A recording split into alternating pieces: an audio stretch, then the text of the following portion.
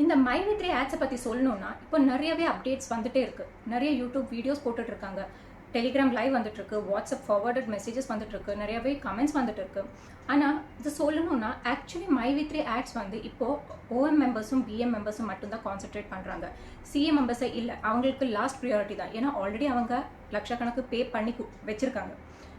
OEM மெம்பர்ஸ்க்கும் PM மெம்பர்ஸ்க்கும் சின்ன சின்ன payment தான் பெண்டிங் இருக்கும். அப்போ அது கொடுத்து அவங்கள கொஞ்சம் பிரெயின் வாஷ் பண்ணிட்டாங்கன்னா அவங்க புதுசாக நிறைய பேரை சேர்த்து விடுவாங்க, சிஎம் மெம்பர் ஆயிடுவாங்க. அப்புறமா அதில் வர்ற வருமானத்தில் தான் கேஷை செட்டில் பண்ண முடியும். மொத்தத்தில் சொல்லணும்னா இப்போ நிலவில் இருக்கிற சிஎம் மெம்பர்ஸ் அவங்களுக்கு தேவையில்லை. ஏன்னா நீங்கள் ஆல்ரெடி நிறைய கொடுத்துட்டீங்க. இப்போ அவங்க பேசிக்லி கான்சென்ட்ரேட் பண்ணுறது இந்த பேசிக் மெம்பர்ஸ் மட்டும், ஓப்பன் மெம்பர்ஸ் மட்டும்தான். இதுக்குள்ளே என்னென்னா இவங்க புதிய ஸ்டோர்ஸ் ஆரம்பிக்கிறாங்க, புதிய ஆஃபீஸ் ஆரம்பிக்கிறாங்க, நிறைய பேரை சேர்மனாகவும் எம்ப்ளாயாகவும் அப்பாயிண்ட் பண்ணுறாங்க. ஆக்சுவலி இவங்க எல்லாம் எப்படி புதிய மெம்பர்ஸை சேர்ப்பாங்க உள்ளக்குள்ளே கதறிட்டு இருக்காங்க. இது வெளியில் யாருக்கும் தெரியலன்னு நினச்சிட்டு இருக்காங்க. மைவித்ரியோட எம்டி வந்துட்டு அப்பப்போ அப்டேட் வந்து கொடுப்பாங்க இல்லையா. இப்போ என்ன ரீசெண்டாக சொல்லியிருக்காங்கன்னா, அதாவது மெயின்லி அவங்க இந்த ஓஎம் மெம்பர்ஸ் தான் டார்கெட் பண்ணுறாங்க. அவங்கக்கிட்ட என்ன சொல்கிறாங்க, நீங்கள் வந்துட்டு நீங்கள் மட்டும்தான் பணக்காரன் ஆகணும்னு செல்ஃபிஷாக நினச்சிக்க கூடாது. நீங்கள் உங்கள் பக்கத்து வீட்டு இருக்கிறவங்க, உங்கள் மேலே வீட்டு இருக்காங்களா, உங்கள் கீழே வீட்டு இருக்கவங்க, இவங்க எல்லாரையும் நல்லாவே பணக்காரனாக பார்க்கணும். அந்த மாதிரியான விஷயத்தெல்லாம் சொல்லியிருக்காரு. அதனால நாம் வேற நிறைய பேரை சேர்க்கணுமா, நாம் சிஎம் ஆகிட்டு நாம் நிறைய பேரை சேர்க்கணுமா, இப்படி தான் சொல்லிட்டு இருக்காங்க. இப்படியே சொல்லி பிரெயின் வாஷ் பண்ணிட்டு இருந்தா இப்போ திருப்பி அந்த ஓஎம் மெம்பர்ஸும் பிஎம் மெம்பர்ஸும் வந்துட்டு சேருவாங்க. அப்புறமா அவங்க தெரிஞ்சவங்க கிட்ட எல்லாமே பேசி அவங்களே சேர்த்து விடுவாங்க. ஸோ அதனால என்ன ஆகும், புதுசாக நிறைய சிஎம் மெம்பர்ஸ் சேருவாங்க, பழைய ஆளுங்களுக்கு பேமெண்ட் கிடைச்சிடும். திருப்பி ஏதாவது பிரச்சனை வரும், திருப்பி புதிய ஆளுங்க இப்படி மேலே பார்த்துட்டு இருக்கணும். திருப்பி புதிய ஆளுங்க என்ன பண்ணுவாங்க, அவங்களும் புதுசாக ஆளுங்களை சேர்க்கணும். அப்போ தான் அவருக்கு காசு கிடைக்கும். அது எப்படி, நாம் அவங்களுக்கு வழிகாட்டியாக இருக்கணுமா, அதாவது அவங்க முன்னேறும்போது நாம் அதை விட ஒரு படி முன்னேறுவோமா. இனிமே உங்களை உயர்த்த போவது இந்த பிஎம் மற்றும் ஓஎம் மெம்பர்ஸ் தான் கூட சொல்லியிருக்காங்க. அப்படின்னா இதுக்கு என்ன அர்த்தம், அதுதான் இப்போது ஓஎம் மெம்பருக்கு பிஎம் மெம்பருக்கு சீக்கிரமாக பேமெண்ட் வித்ட்ராவல் வந்துடும். ஏன்னா இப்போ அவங்கள மட்டும்தான் நல்லாவே டார்கெட் பண்ணிட்டு இருக்காங்க. சிஎம்க்கு கேஷ் போகணுன்னா ஓஎம்மும் பிஎம்மும் கனியணும். இப்போ அப்படி தான் சொல்லிட்டு இருக்காங்க. அது மட்டும் இல்லாமல் அவர் என்ன சொல்கிறாங்கன்னா, இந்த மாத கடைசியில் எப்படியாவது உங்களுக்கு பேமெண்ட் வந்துடும், அதை பற்றி உங்களுக்கு ஒரு சந்தேகமும் வேண்டாம். நம்ம நிறுவனம் எப்படி முன்னோக்கி போகுதோ அது மாதிரி நாமும் முன்னோக்கி போகணும், அதனால எந்த ஒரு டவுட்டும் வேண்டாம்னு சொல்லியிருக்காங்க. இப்போது அவங்க என்ன சொல்கிறாங்கன்னா, ஜூலை ஸ்டார்டிங்கில் கொஞ்சம் ரூல்ஸ் எல்லாம் வரும், அதெல்லாம் நீங்கள் கரெக்டாக ஃபாலோ பண்ணிங்கன்னா லைஃப் லாங் உங்களுக்கு பேமெண்ட் வந்துகிட்டே இருக்கும். ஓகேவா, இப்படி எல்லாமே சொல்லிட்டு இருக்காங்க. ஒரு வாட்டி ஒரு மாதிரி சொல்லிட்டு இருக்காங்க. ஸோ இப்போ லாஸ்ட்டில் என்ன நடக்க போகுதுன்னு பார்த்து தான் தெரிஞ்சுக்கணும். இப்போ நிஜத்தை சொல்லணும்னா இப்போது நிலவில் அவங்களுக்கு சிஎம் மெம்பர்ஸை தேவையே இல்லை. ஓகேவா, அவங்க டார்கெட்டே வந்து ஓஎம்எம் மற்றும் பிஎம் மெம்பர்ஸ் தான். அவங்க ஏதாவது போட்டால் தான் உண்டு. ஏன்னா வருமானம் யார் மூலம் வரும், அவங்கள தானே கவனிச்சாகணும். ஏன்னா க்ரௌன் மெம்பர்ஸ்னால இப்போது அவங்களுக்கு ஒரு பிரயோஜனமும் கிடையாது. நீங்கள் எவ்வளோ ஆயிரக்கணக்கனோ லட்சக்கணக்கனோ காசு போட்டிருந்தா கூட இப்போ நிலவில் அவங்களுக்கு உங்களால் ஒரு பிரயோஜனமும் கிடையாது. பணம் யார் உள்ளே போடுறாங்களோ அவங்க தான் இப்போ அவங்களுக்கு விஐபி. ஸோ அதுக்காக 8 டிமாண்ட்ஸில் 8 ரூல்ஸை கொண்டு வருவாங்க. அதுவும் ஜூலை 1 இருந்துன்னு சொல்லியிருக்காங்க. இப்போ ரூல்ஸ் முதல்ல எப்படின்னா, ஒரு வீடியோக்கு 5 ரூபானா இப்போ 5 வீடியோக்கு 1 ரூபா தாங்க வரும். இது வேற கம்பெனி அவங்க விளம்பரம் போடுறாங்கன்னா பரவாயில்ல, ஆனால் இவங்க விளம்பரம் இவங்களே போடுறதுக்கு அதுக்கு எதுக்கு 5 விளம்பரத்தை பார்த்து 1 ரூபா கொடுக்குறாங்க.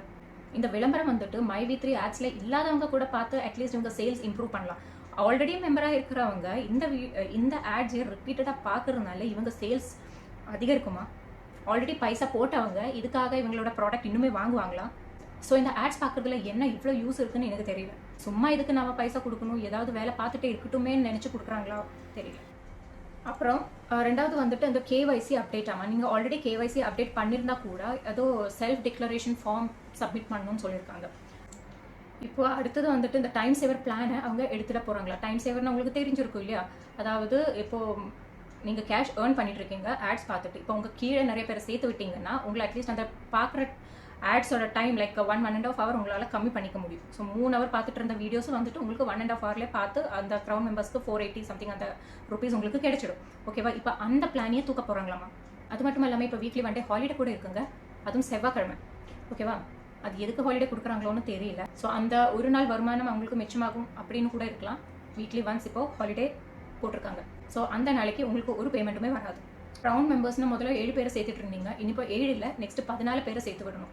இல்லைன்னா உங்களுக்கு எவ்வளோ பேமெண்ட் வந்துட்டு இருந்துச்சோ அதோட பகுதி மட்டும்தான் உங்களுக்கு கிடைக்கும். ஓகேவா, அடுத்து வந்து வாரத்தில் ஒரு நாள் லீவ் சொல்லியிருக்காங்க இல்லையா, அதே மாதிரி வாரத்தில் ஒரு நாள் நீங்கள் ஏதாவது ப்ராடக்ட் பர்ச்சேஸ் பண்ணி தான் ஆகணும். என்ன ரூல்ஸ் இதெல்லாம்? இப்போ லாஸ்ட் அப்டேட் என்ன சொல்கிறாங்கன்னா, நீங்கள் ஆல்ரெடி க்ரௌன் மெம்பர் ஆயிருந்தீங்கன்னா திருப்பி நீங்கள் அது இயர்லி ஃபர்ஸ்ட் என்னன்னா ஒன் டைம் க்ரௌன் மெம்பர் ஆயிட்டீங்கன்னா லைஃப் லாங் உங்களுக்கு இன்கம் வந்துட்டே இருக்கும்னு சொன்னாங்க. ஆனால் இப்போ எப்படின்னா இயர்லி நீங்கள் அது ரினியூ பண்ணிட்டே இருக்கணும் அப்படின்னு சொல்கிறாங்க.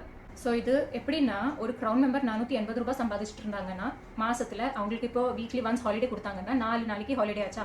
ஸோ இந்த 480 × 4 அப்படின்னா 2000 ரூபாய் கிட்டத்தட்ட அவங்க கிட்ட இருந்து போச்சா. ஒரு மாசத்துல அந்த பேமெண்ட் அவங்களுக்கு குறைவாக தான் கிடைக்கும். அது பத்தாதுக்கு அந்த கிடைக்கிற அமௌண்ட்ல வாரத்துல ஒரு வாட்டி நீங்க பர்ச்சேஸ் பண்ணணும். ஸோ வாரத்துல ஒரு வாட்டி நீங்க உங்க ஒன் டே பேமெண்ட் 480 rupees வச்சு பர்ச்சேஸ் பண்ணீங்கன்னா அதுக்கும் × 4 திருப்பி 2000 ரூபாய்க்கு நீங்கள் பர்ச்சேஸ் பண்ணணும். அப்போ பார்த்தீங்கன்னா டோட்டலி உங்கள் கையிலேருந்து போயிட்டு தான் இருக்குது. வருமானத்தை விட உங்கள் கையிலேருந்து போயிட்டு தான் இருக்கும் டோட்டல். நீங்கள் எவ்வளோ முன்னாடி சம்பாதிச்சுட்டு இருந்தீங்களோ இப்போது அதோட பாதியாகி மாறுற மாதிரி தான் இது இருக்குது. ஓகேவா? அது மட்டும் மெம்பராக சேர்றாங்க, ஜிஎஸ்டி கூட போட்டுட்டு தான் அவங்க சேர்றாங்க மெம்பராக. அதே மாதிரி உங்களுக்கு மந்த்லி பேமெண்ட் கொடுக்கும்போது கூட இதை 10% டேக்ஸ் கூட கட் பண்ணிட்டு தான் உங்களுக்கு கொடுப்பாங்க. ஸோ இந்த க்ரௌன் மெம்பருக்கு 14,000 சம்திங் வந்துட்டு இருந்துச்சு. இப்போ வந்து அந்த டேக்ஸு, அப்புறமா அந்த வீக்லி ஹாலிடேஸோட அந்த பேமெண்ட்டு, அப்புறம் நீங்கள் பர்ச்சேஸ் பண்ணுற அந்த பேமெண்ட்டு, இதெல்லாம் கழிச்சு போயிடுச்சுன்னா லாஸ்ட்ல 9,000 சம்திங் தான் உங்களுக்கு வருமானமாக வரும். அதுவும் க்ரௌன் மெம்பர்ஸ்க்கு. இந்த எம்டி சார் வந்துட்டு ஸ்டோரில் இருக்கிற அந்த தலைமையில் இருக்கிறவங்க எல்லாமே கூட்டிகிட்டு ஒரு மீட்டிங் அப்பப்போ ஒரு மீட்டிங் எல்லாம் போடுவாங்க. அவங்களெல்லாம் மோட்டிவேட் பண்ணிகிட்டே இருக்காங்க. ஏன்னா புதுசாக மெம்பர்ஸை சேர்க்கறதுக்காக இப்போ என்னென்ன நல்ல விஷயங்கள் அவங்க சொல்கிறாங்களோ அது எல்லாமே புதுசாக வர்ற பிஎம் மற்றும் போஎம் மெம்பர்ஸ்க்கு மட்டும்தாங்க.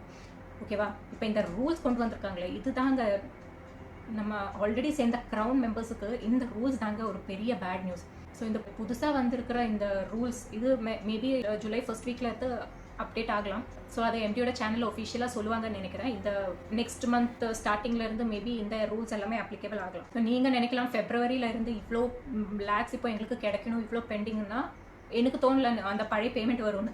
முன்னாடி என்ன பேமெண்ட் நெக்ஸ்ட் இப்போ ஜூலை மாதத்துலேருந்து என்ன பேமெண்ட் இருக்குமோ மோஸ்ட்லி அதுதான் உங்களுக்கு கிடைக்கும்னு நினைக்கிறேன். அதுவும் இந்த ரூல்ஸ் எல்லாமே கழிச்சு எல்லாமே பேமெண்ட் டிடெக்ஷன் எல்லாம் கழிச்சுட்டு தானே அந்த ஒரு சின்ன ஏதாவது ஒரு பேமெண்ட் கிடைச்சிச்சுன்னு சொல்லலாம். அவ்வளோதான். இப்போவுமே அந்த பழைய க்ரௌன் மெம்பர்ஸுக்கு ஒரு அப்டேட்டுமே கொடுக்காம இருக்காங்க. புதுசாக சேர்றவங்களுக்கு மட்டும்தான் இந்த அப்டேட்ஸ் எல்லாமே கொடுத்துட்டு இருக்காங்க. நீங்கள் அப்படி சேருங்க, நீங்கள் இந்த ப்ராடக்ட்டை வாங்குங்க, நீங்கள் மந்த்லி இது வாங்குங்க அது வாங்குங்க. பழைய மெம்பர்ஸ் கிட்ட அவங்களோட கதி என்ன? அவங்க பற்றி ஏன் பேச மாட்டேங்கிறாங்க? அவங்களோட சேனலில் நிறைய பேர் வந்து கமெண்ட்ஸில் தான் கத்துறாங்க. வேற ஒன்றுமே அவங்களால செய்ய முடியல. சில கமெண்ட்ஸ் கூட நீங்கள் பாருங்களேன், அப்போ தான் உங்களுக்கு புரியும். எவ்வளோ சொல்லி அட்லீஸ்ட் அந்த கமெண்ட்ஸில் வீடியோ போடலன்னா கூட அட்லீஸ்ட் அந்த கமெண்ட்ஸில் போயிட்டு ஒரு 4-5 பேருக்காவது ஒரு ரிப்ளை பண்ணுங்களேன். ரொம்பவே கதற அவங்களுக்கு போய் ரிப்ளை கொடுங்க. அட்லீஸ்ட் உங்களுக்கு வீடியோ பர்சனலி போட முடியலன்னா. இப்போது ஆக்சுவலி உங்களுக்கு நம்பிக்கை இருந்துச்சுன்னா தைரியமாக முன்னோக்கி போங்க. இல்லைன்னா அட்லீஸ்ட் இப்போ 2 லட்சத்துக்கு மேலே எவ்வளோ பேர் க்ரௌன் மெம்பர்ஸாக இருக்கீங்களோ OMVM மெம்பர்ஸ்க்கு ஓகே, அந்த நஷ்டம் அவங்களால தாங்கிக்க முடியும். ஆனால் இந்த க்ரௌன் மெம்பர்ஸ், கடன் வாங்கியிருக்கிறவங்க, பேங்க் லோன் எடுத்திருக்கவங்க, இஎம்ஐ கட்டுறவங்க, உங்களுக்கு இப்போ இன்னுமே வருமானம் வராது அப்படின்னு உங்களுக்கு ஒரு டவுட் இருந்துச்சுன்னா அட்லீஸ்ட் கொடுத்த காசாவது திருப்பி வாங்கணும்னு நினைச்சீங்கன்னா தைரியமாக கேஸ் ஃபைல் பண்றதுக்கு தைரியம் காமிங்க. குரூப்பை ஃபார்ம் பண்ணுங்க. அட்லீஸ்ட் அந்த எம்டியை வெளியில எடுக்கிறதுக்காக, அந்த எம்டியை சப்போர்ட் பண்றதுக்காக எவ்வளோ பெரிய கூட்டம் கூட்டினீங்களோ அதே மாதிரி உங்களுக்கு நியாயம் கிடைக்கிறதுக்காக நீங்க ஒரு பெரிய கூட்டத்தை ஃபார்ம் பண்ணிக்கோ. அட்லீஸ்ட் உங்களுக்கு நியாயம் கிடைக்கிறதுக்காக நீங்க ஒரு கம்ப்ளைண்ட்டை ஃபைல் பண்ணுங்க. ஸோ பணம் கொடுத்த டைம்ல நீங்க வச்சிருந்த அந்த ப்ரூஃப் எல்லாமே சப்மிட் பண்ணுங்க. எவ்வளோ பணம் கொடுத்தீங்க, எவ்வளோ வந்திருக்கு, எவ்வளோ வந்துச்சு, இது எல்லாமே ஒரு ப்ரூஃபாக வச்சுட்டு அதை சப்மிட் பண்ணி ஒரு கம்ப்ளைண்ட் கொடுங்க. அவ்வளோதான். இனிமேல் இது அப்படி இல்லை, உங்களுக்கு இப்போவுமே நம்பிக்கை இருக்குது, இல்லைன்னா ஜூலை 1 வரை பார்க்கலாம், ஜூலை லாஸ்ட் வரை பார்க்கலாம் உங்களுக்கு நினச்சிங்கன்னா அப்புறமா உங்களோட இந்த எம்எல்எம் கான்செப்ட் வந்து எப்போவுமே உங்ககிட்ட வந்து சொல்லாது. நான் பணம் கொடுக்க மாட்டேன், எங்கள் கையில் காசு இல்லை, இல்லைன்னா இப்படியெல்லாம் சொல்ல மாட்டாங்க. இன்னைக்கு கொடுப்பேன் நாளைக்கு கொடுப்பேன்னு சொல்லிட்டு டேட் நீட்டிகிட்டே தான் இருப்பாங்க தவிர கொடுக்க மாட்டாங்க, இல்லை காசு வராதுன்னு என்றைக்குமே சொல்ல மாட்டாங்க. அது நீங்களா தான் புரிஞ்சுக்கணும். யாராவது கம்ப்ளைண்ட் கொடுத்துருந்தாங்கன்னா, அவங்க கிளைம் பண்ணியிருந்தாங்கன்னா அவங்களுக்கு பேமெண்ட் வர்றதுக்கு வாய்ப்பு இருக்கு. இல்லைன்னா காத்துட்டே இருக்கிறவங்களுக்கு காத்துக்கிட்டு தான் இருக்கும், வேற ஒண்ணுமே செய்ய முடியும். அழுற குழந்தைக்கு தாங்க பால். நீங்க வந்து உங்களுக்கு சாதகமாக யோசிங்கன்னா, அந்த எம்டிக்கு சாதகமாக யோசிக்காதீங்க. போறது உங்க காசு, கஷ்டப்பட்டாவது காசு மீண்டும் சம்பாதிக்கலாம். ஆனா காசு போகலாம், அட்லீஸ்ட் இந்த மாதிரி போகக்கூடாது இல்லையா? ஸோ நல்லாவே யோசிச்சு நல்ல ஒரு முடிவுக்கு வாங்க. எவ்வளோ பேர் இப்போவும் கதறிட்டு இருக்காங்கன்னுള്ളത് பார்க்கலாம்.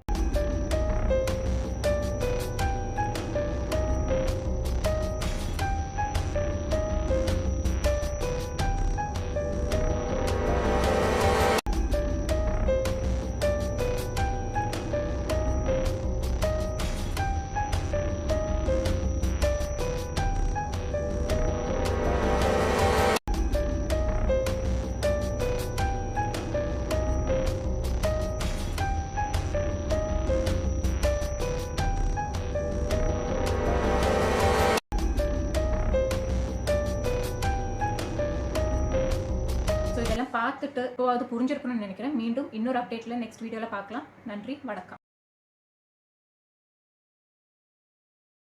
யூடியூப் சேனலுக்கு எல்லாருமே லைக் பண்ணுங்க, ஷேர் பண்ணுங்க, சப்ஸ்கிரைப் பண்ணுங்க.